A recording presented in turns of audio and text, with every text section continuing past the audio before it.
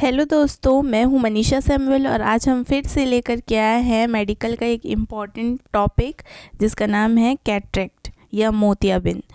सबसे पहले इसका डेफिनेशन देख लेते हैं। A cataract is a lens opacity of cloudiness. Cataract can develop in one और both eyes and at any age. ठीक है, कैटरेक्ट या मोतियाबिंद जो होता है, जिसको हम मोतियाबिंदु ऐसा भी बोलते हैं, मोती बिंदु भी बोलते हैं, तो ये एक ऐसी बीमारी है जो आपके लेंस एरिया में होती है। आपके आँख में जो लेंस होता है उसमें शुरुआती में छोटे छोटे डॉट जैसे उभर के आ जाते हैं। वो वाइट कलर के हो सकते हैं या ब्लैक कलर के हो सकते हैं। वो समय के साथ क्या होते हैं, धीरे धीरे वो जो छोटे छोटे डॉट्स हैं वो आकार में बढ़ने लग जाते हैं और एक समय आने पर वो क्या करते हैं, पूरे लेंस एरिया को कवर कर लेते हैं। तो इसको हम बोलते हैं मोतियाबिंद। और ये किसी भी एज में, किसी भी उम्र में ये बीमारी हो सकती है। इसके लिए कोई पर्टिकुलर एज नहीं है कि इस एज में होगा। तो ज़्यादातर ये ओल्ड एज में देखा जाता है, लेकिन ये किसी भी एज में हो सकता है। और इसमें क्या होता है, आगे चल कर के जैसे वाइट स्पॉट हुआ है तो वो पूरी आँख के सामने सफ़ेदी आ जाती है, धुंधला दिखाई देने लग जाता है और इसमें क्लाउडीनेस जैसा यानी कि जैसे बादल के जैसा दिखाई देता है। इसके अलावा ब्लैक स्पॉट्स भी होते हैं इसमें, जिसमें स्टार्टिंग में तो ब्लैक स्पॉट से शुरू होता है, लेंस में ब्लैक स्पॉट दिखाई देते हैं, लेकिन समय के साथ क्या होता है, वो पूरी तरीके से लेंस को ब्लैक एरिया से कवर कर लेता है, तो आँख के सामने पूरा ब्लैक दिखाई देता है। तो इसको हम बोलते हैं cataract.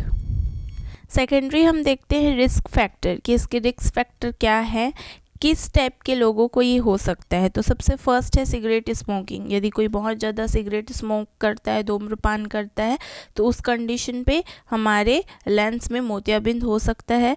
Long term use of corticosteroid specially at high doses. यदि कोई व्यक्ति है जो बहुत समय से कॉर्टिकोस्टेरॉइड मेडिसिन का सेवन कर रहा है, वो भी बहुत हाई डोज वाली, तब उसको हो सकता है। सनलाइट और आयोनाइजिंग रेडिएशन। यदि बहुत ज़्यादा कोई व्यक्ति है, कोई है जो सन के कांटेक्ट में रहते हैं, सन एक्सपोजर में रहते हैं या रेडिएशन वगैरह के कांटेक्ट में रहते हैं, जैसे कि कोई एक्सरे वगैरह या फिर सीटी स्कैन वगैरह में काम करता है या रेडिएशन के कांटेक्ट में सबसे ज़्यादा रहता है, तब हो सकता है। डायबिटीज़ के पेशेंट में अधिकतर देखा जाता है कि उन्हें हो सकता है। ओबेसिटी, जो मोटापा के शिकार है, बहुत ज़्यादा मोटे हैं, उनको हो सकता है। Eye injuries can increase the risk of cataract. Eye injury, यदि आँख में किसी प्रकार की कोई चोट लगी है, तब भी रिस्क बढ़ जाता है मोतियाबिंद के होने का। इसके बाद हम देखते हैं इसके कॉजेस ऑफ कैटरेक्ट आई। मोतियाबिंद होने का क्या क्या कारण होता है। तो सबसे फर्स्ट है एजिंग की वजह से होता है। यदि कोई बहुत ज़्यादा उम्र दराज हो गया है, बहुत एजेड हो गया है, तो इस कंडीशन में कैटरेक्ट होता है। सेकेंडरी डायबिटीज़ हम रिस्क फैक्टर में भी पढ़े थे कि यदि किसी को मधुमेह की बीमारी है तब भी उसको कैटरेक्ट हो सकता है। एक्सेसिव इनटेक ऑफ एल्कोहल, यदि कोई बहुत ज़्यादा शराब का सेवन करता है तो वो कैटरेक्ट का कॉज बन सकता है।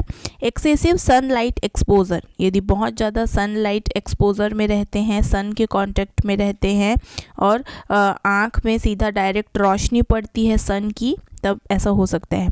हेरिडिटरी भी है ये। हेरिडिटरी मतलब वंशानुगत, पीढ़ी दर पीढ़ी होने वाली बीमारी हो सकती है।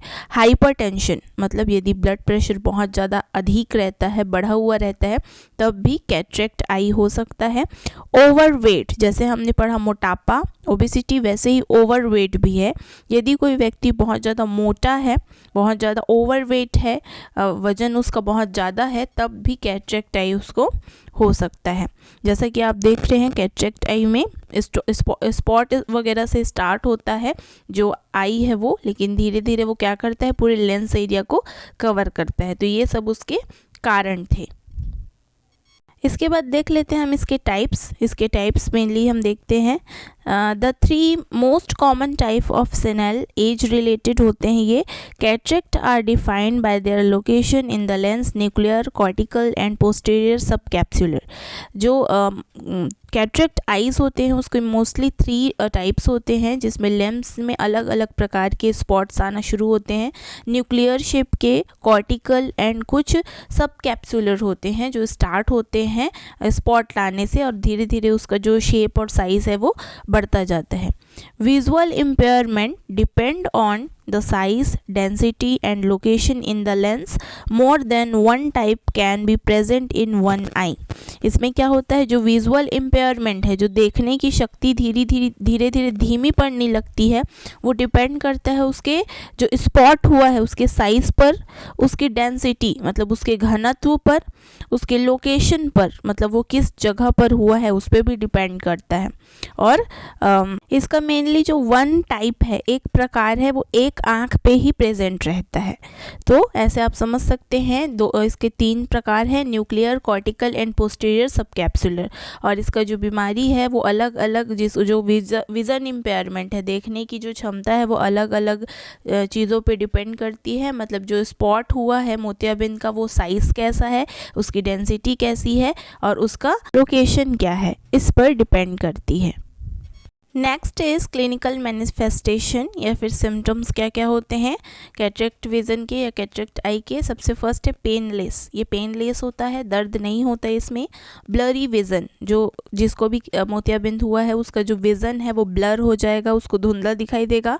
Perception that surroundings are dimmer, जो परसेप्शन है ये किसी भी चीज़ों को पहचानने का, परसीव करने का जो वो है उसको क्या करेंगे, सराउंडिंग एरिया में वो क्या हो जाता है, डिम हो जाता है, या फिर हम उसको पहचानने में दिक्कत महसूस होती है, ईजिली हम उसको परसीव नहीं कर पाते हैं।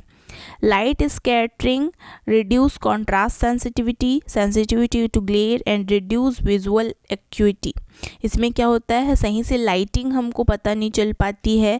जो पेशेंट है उसको बहुत ज़्यादा किसी चीज़ को पहचानने के लिए बहुत ज़्यादा उस कॉन्ट्रास्ट वगैरह को रिड्यूस होना पड़ता है और बहुत ज़्यादा उसकी आंखें डिम हो जाती है, बंद हो जाती है और बहुत कोशिश करने के बाद भी वो पहचान नहीं पाता है। तो ये सब क्लिनिकल मैनिफेस्टेशंस या फिर सिम्टम्स होते हैं। कभी कभी कैटरेक्ट विज़न में ये भी होता है कि डबल विज़न दिखाई देते हैं, मतलब डिप्लोपिया हो जाता है जिसमें दो चीज़ें दिखाई देती है एक साथ में दूर दृष्टि दोष या निकट दृष्टि दोष भी इसमें शामिल होता है। इसके अलावा कलर शिफ्टिंग वगैरह होता है और बहुत सारी और भी परेशानियां होती है जब कलर विज़न वगैरह नहीं हो पाता है और उनको प्रॉब्लम होती है कलर्स को पहचानने में। तो इसके लिए बहुत सारी ट्रीटमेंट है, डायग्नोस्टिक टेस्ट है जिसको हम देखते हैं।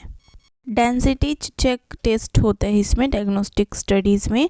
हम जो ब्लैक स्पॉट या वाइट स्पॉट हुआ है, मोतियाबिंद जो हुआ है, उसका घनत्व कितना है, वो कितना बड़ा स्पॉट आपके लेंस को घेर करके रखा हुआ है, इसको देखने के लिए डेंसिटी ऑफ कैटरेक्ट का टेस्ट किया जाता है। सेकेंडरी है Snellen test. Snellen acuity test जो होता है उसमें एक चार्ट पेपर रहता है जिसको हम बोलते हैं स्नेलन चार्ट, जिसमें बड़े बड़े अक्षरों में ABCD या 1 2 3 4 लिखा हुआ होता है बड़े से छोटे अक्षरों में, और पेशेंट को दूर ले जा करके उसको पढ़ने के लिए बोला जाता है और पेशेंट को पूछा जाता है कि क्या लिखा हुआ है, और पेशेंट जब बताता है तो उसके दूर दृष्टि या निकट दृष्टि का जो दोष है उसको जाता है। ऑप्थेल्मोस्कोपी भी किया जाता है जिसमें आँखों का परीक्षण किया जाता है। स्लिट लैम्प बायोमाइक्रोस्कोपिक एग्जामिनेशन किया जाता है जिसमें माइक्रोस्कोप का यूज़ किया जाता है, सूक्ष्मदर्शी का यूज़ किया जाता है और उसका एग्जामिनेशन आँखों का या कैटरेक्ट का एग्जामिनेशन परीक्षण किया जाता है।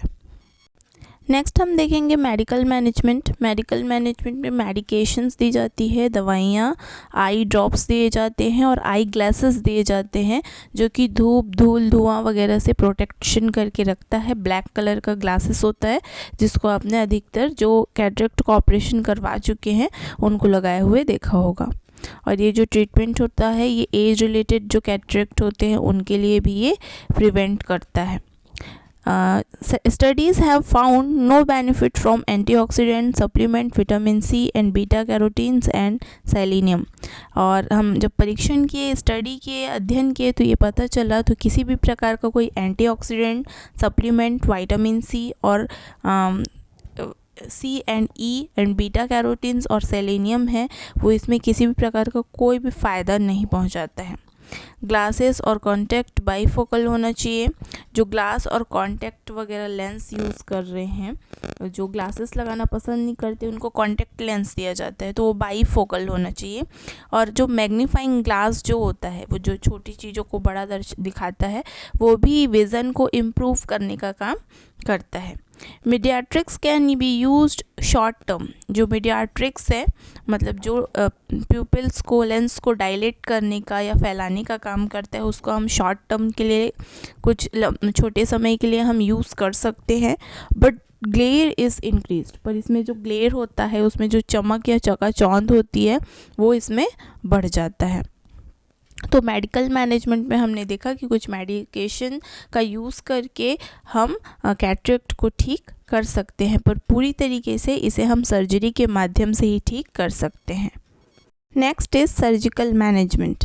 In general, if reduced vision from cataract does not interfere with normal activities, surgery may not be needed. यदि जो आपका कैटरेक्ट है, मोतियाबिंद है, वो बहुत ज़्यादा आपको इंटरफेयर नहीं कर रहा है, आपकी डेली एक्टिविटी में इंटरफेयर नहीं कर रहा है, या फिर आपका जो विज़न है उसमें इंटरफेयर नहीं कर रहा है, तो यदि आप सर्जरी नहीं भी कराएंगे तो कोई प्रॉब्लम नहीं है। लेकिन अगर आपका मोतियाबिंद बहुत ज़्यादा फैल गया है और वो आपके डेली रूटीन में, डेली एक्टिविटी में बहुत ज़्यादा इंटरफेयर कर रहा है, आपका विजुअल स्टेटस सही नहीं है, विज़न में प्रॉब्लम हो रही है, तो इस कंडीशन में आपको सर्जरी बहुत जल्दी करा लेनी चाहिए। हम देखते हैं सर्जरी में किस प्रकार की सर्जरी। तो इसमें फेको इमल्सिफिकेशन सर्जरी कराई जाती है, जिसमें एक्स्ट्रा कैप्सुलर कैटरेक्ट सर्जरी एक मेथड होता है जिसमें कैटरेक्ट की सर्जरी की जाती है, जिसको हम बोलते हैं फेको इमल्सिफिकेशन या फेको सर्जरी कहलाता है। एंड लेंस रिप्लेसमेंट भी होता है, जिस लेंस में आपका स्पॉट क्रिएट हो गया है, उस लेंस में रिप्लेसमेंट होता है, दूसरा लेंस को उसमें लगाया जाता है। इसके अलावा कॉन्टैक्ट लेंस और इंट्राऑक्यूलर लेंस इम्प्लांट भी इसके अंतर्गत आता है।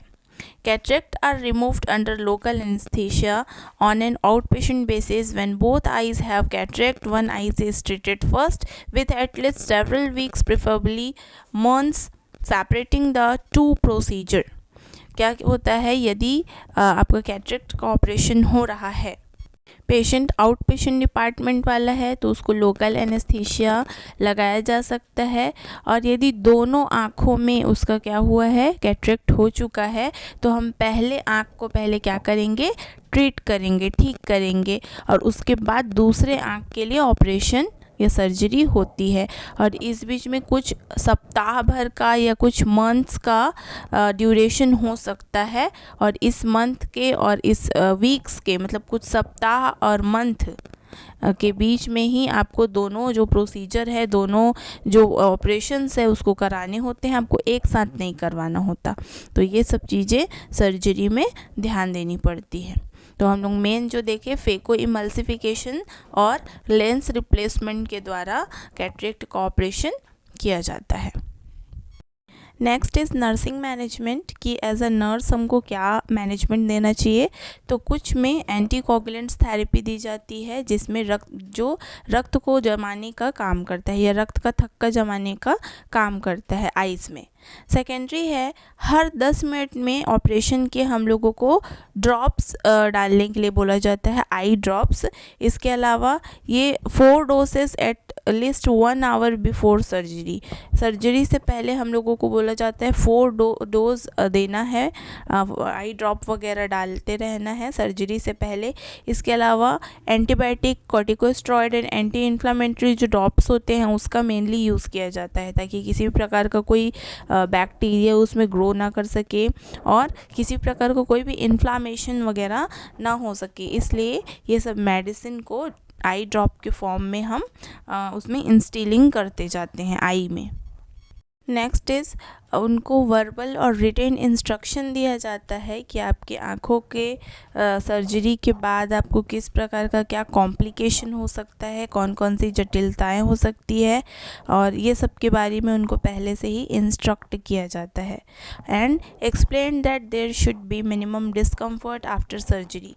सर्जरी के बाद होने वाले डिस्कम्फर्ट वगैरह के बारे में उनको बताया जाता है, और पेशेंट को एनाल्जेसिक एजेंट्स भी दिए जाते हैं ताकि उनका दर्द है वो कम हो सके।